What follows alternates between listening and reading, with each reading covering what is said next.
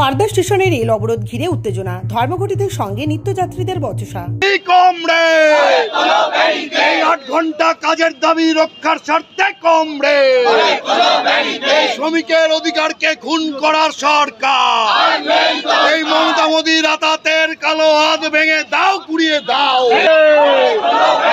গোটা রাজ্য জুড়ে বন্ধের সমর্থনে বুধবার শিয়ালদহ মেন শাখায় খড়দা স্টেশনে লাইনের উপর বসে পড়ে বিক্ষোভ দেখান ধর্মঘটীরা। অবরোধ চলাকালীন ধর্মঘটীদের তুমুল বচসা বেঁধে যায়। যদিও সাত সকালে রেল অবরোধের জেরে চরম ভোগান্তির শিকার হন নিত্যযাত্রীরা।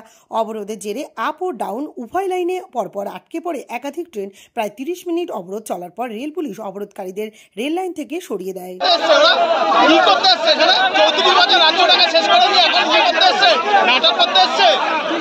নাটক করছে এখানে।